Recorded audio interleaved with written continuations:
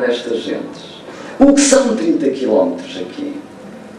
É que 30 km aqui, está aqui o representante da Sra. Ministra da Justiça, não são os mesmos 30 km que aparecem no Google Maps, que foi o que serviu de referência para esta reorganização judiciária, conforme consta do próprio documento elaborado pelo Ministério da Justiça. 30 km são aqui uma eternidade. 30 km representaram para muitos colegas mais de 1 hora de viagem. Nem tudo são as retas de Lisboa, nem todo o território tem as autoestradas que circundam e até se sobrepõem a Lisboa. E foi para perceberem que estas pessoas, porque há pouco dizia uma colega de Lisboa, vou fazer aqui um parêntese, que já tinha vindo aqui ao Alcover, e que percorria as estradas e fazia as curvas, mas pensou que era uma estrada turística. Era uma estrada que existia para que os turistas viessem e pudessem circular, enfim, vendo aquilo que é um património belíssimo do povo.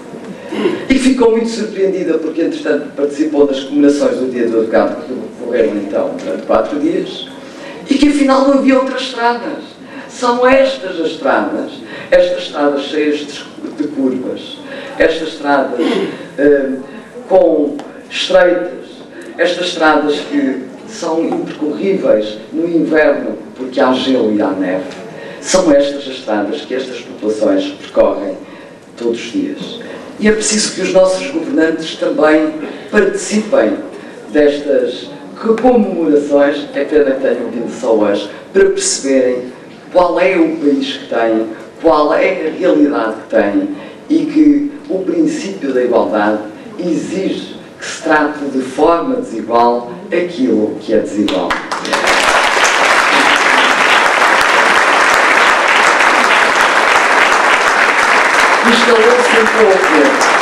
Instalou-se um pouco a ideia que o princípio da igualdade é tratar tudo de forma igual.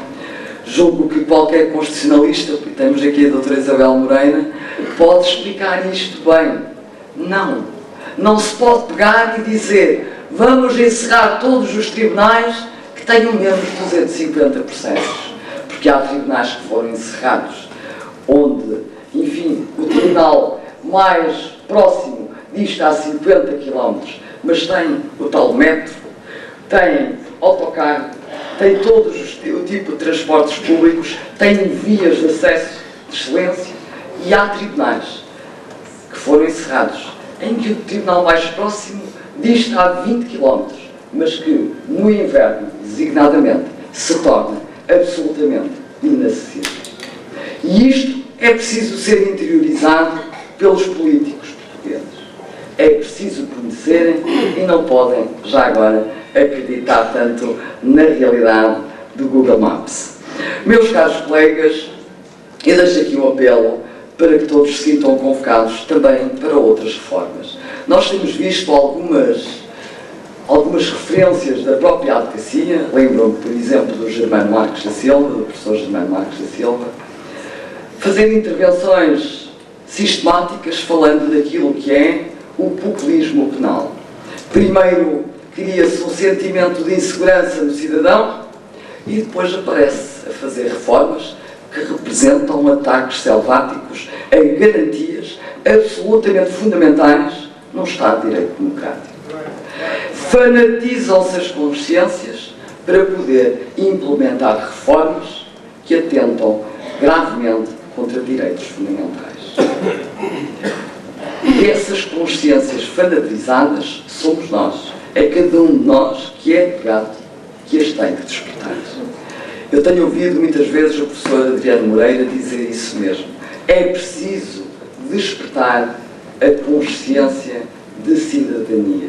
Como dizia Lídia Jorge há dias numa conferência da Ordem dos Advogados, é preciso ser cidadão a tempo inteiro. Eu permitia-me dizer, é preciso ser advogado o tempo inteiro. É preciso estar hoje com o ataque que está em curso à advocacia e aos direitos de cidadania. É preciso que os advogados transportem a toga na sua própria alma. Por isso, meus caros colegas,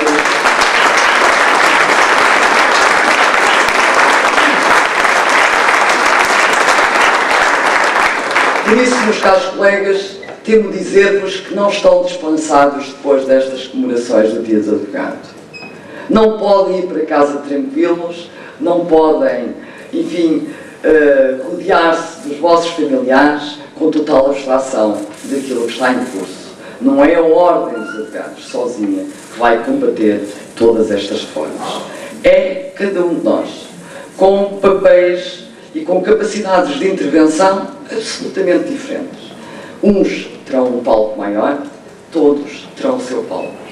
Pode até o palco ser a própria família, mas se nós já educarmos bem a próxima geração, teremos naturalmente uma geração mais sensível, com maior sensibilidade para apreender aquilo que são direitos fundamentais, aquilo que é a tolerância, aquilo que é o respeito pela diferença, aquilo que é a negação de qualquer discriminação.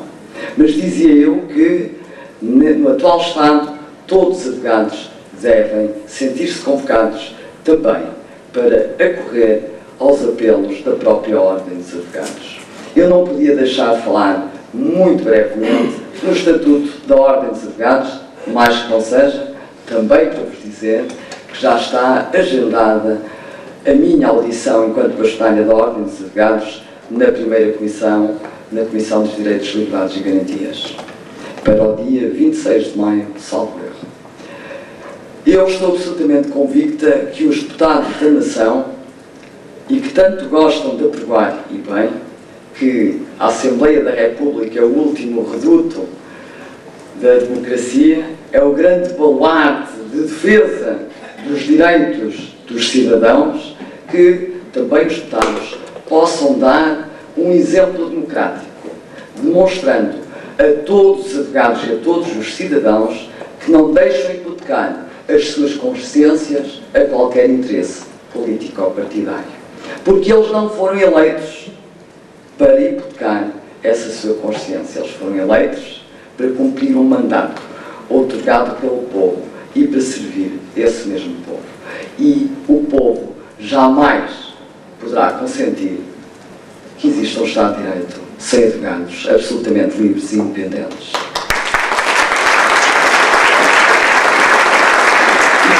Caros colegas, quando se ameaça a liberdade e a independência da advocacia, ameaça-se o próprio Estado de Direito.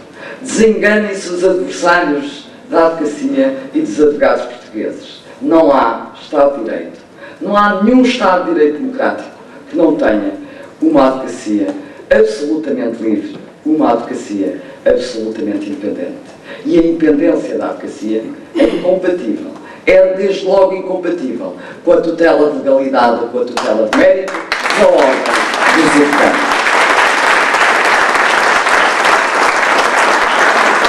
A memorização que tem sido feita pelo Ministério da Justiça da Advocacia Portuguesa traduz-se em mensagens quase subliminares. Dou um exemplo para que os colegas percebam. A eliminação da possibilidade da Ordem dos Advogados se constituir assistente nos processos em que estejam em causa a defesa dos direitos, liberdades e garantias do cidadão ou a defesa do Estado de Direito. Hoje podemos fazê-lo. Temos-lo feito de forma reiterada. Foi por isso que apresentamos queixa contra o governo português quando ele encerrou e desqualificou os tribunais portugueses. Mas é também no âmbito de processos de tortura, de maus-tratos, de cargos policiais, sempre que a Ordem dos Advogados entende que houve a violação de um direito fundamental do cidadão, independentemente de quem seja titular, independentemente da simpatia ou da antipatia que essa pessoa possa merecer por parte da Ordem dos Advogados, a verdade é que a Ordem se tem constituído sempre assistente, porque não pode aplaudir ou manter-se em silêncio quando há esses atentados contra o Estado de Direito. Pois esta prerrogativa da Ordem dos Advogados, de uma forma muito subliminar, sem que quase ninguém se tenha apercebido, desapareceu no projeto de Estatuto da Ordem dos Advogados. E, portanto, a Ordem dos Advogados passa a ter uma atribuição, que já tem, a defesa do Estado de Direito e a defesa dos direitos fundamentais, mas não a pode exercer, porque não pode, naturalmente, constituir-se assistente nos processos em curso. É uma vil e irresponsável. É uma vil e irresponsável retaliação contra a ordem dos advogados portugueses.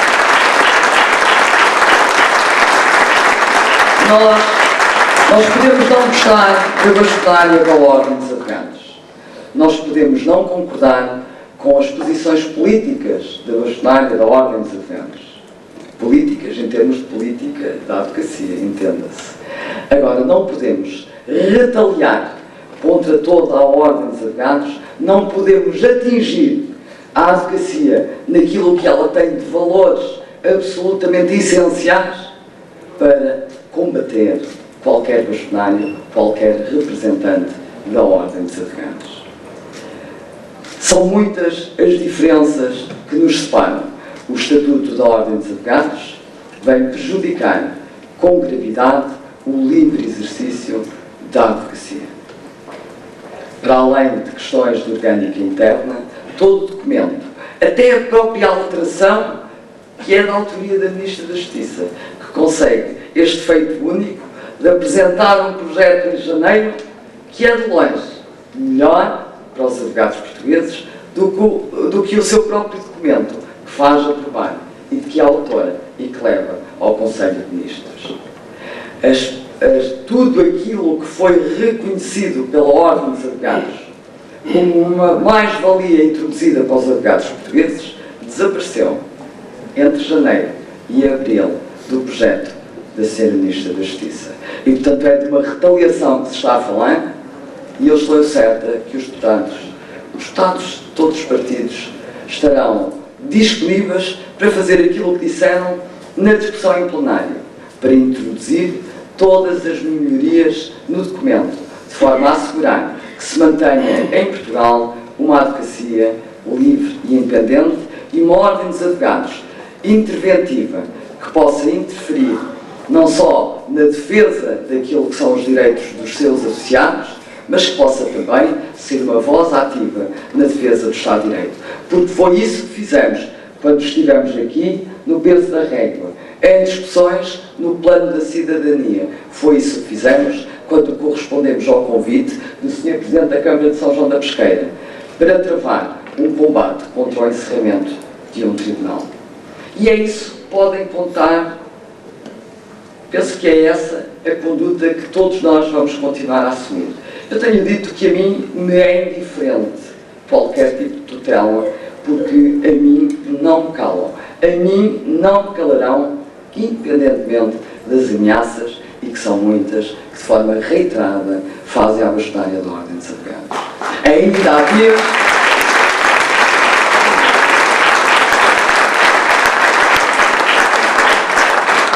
Ainda há dias, como sabem, souberam através da comunicação social, e por isso é que eu digo que os advogados têm que estar mesmo muito atentos e muito presentes. Há uma mensagem subliminar no sentido de calar ou silenciar a própria Ordem dos Advogados. Quando é apresentada uma denúncia, que foi pública, num processo de crime, na sequência das minhas declarações na rádio Renascença, e quando eu referi que havia violações do segredo de justiça, em que os autores das violações eram magistrados do Ministério Público.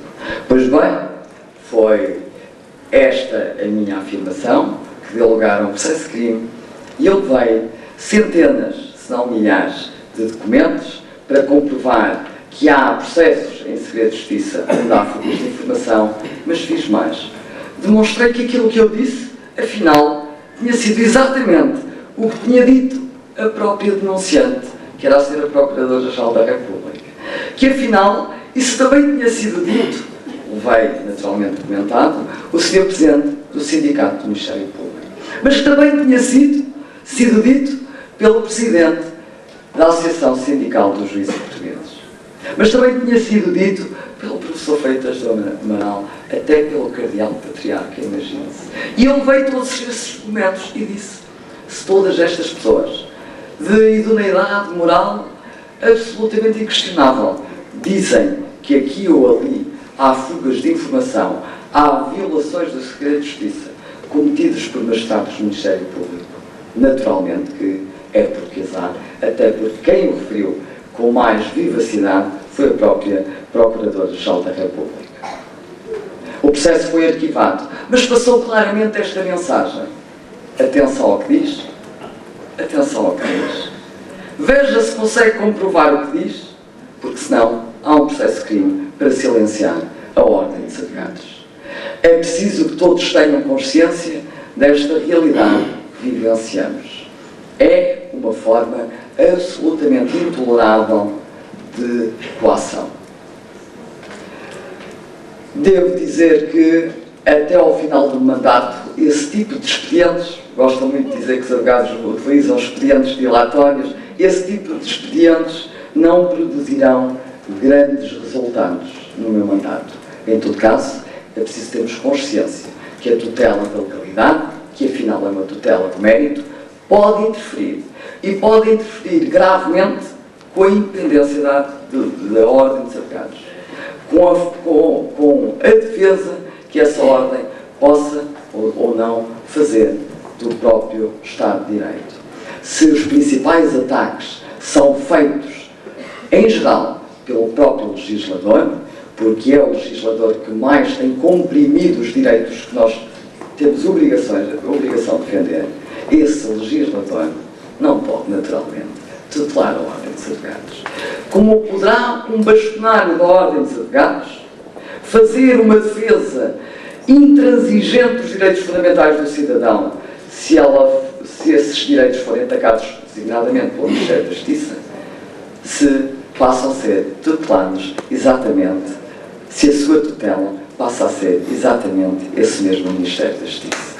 Convenhamos que a Ordem dos Advogados está a deixar de ser aquilo que sempre foi ao longo da sua história, que é o baluarte de defesa dos direitos fundamentais. E quando já se fala na necessidade de suspender a Constituição, parece-me que querem também suspender esta função social, esta intervenção social que os advogados e a Ordem dos Advogados desempenham. Meus caros colegas, eu devo dizer que a forma como todos os colegas, a forma como cada um de vós quis marcar presença nesta cerimónia, colegas que estiveram cá sábado, no fim de semana, sábado e domingo, colegas que só puderam vir hoje, colegas que estiveram cá na segunda-feira porque tinham diligências na terça, a forma como todos fizeram questão de estar presentes, de prestar esta homenagem a estas gentes abandonadas, a mim me sensibilizou muito como bastonária da Ordem dos Advogados. E, sobretudo, fiquei muito, muito orgulhosa de ser a vossa bastonária, de ser bastonária da Ordem dos Advogados Portugueses. Muito obrigado a todos.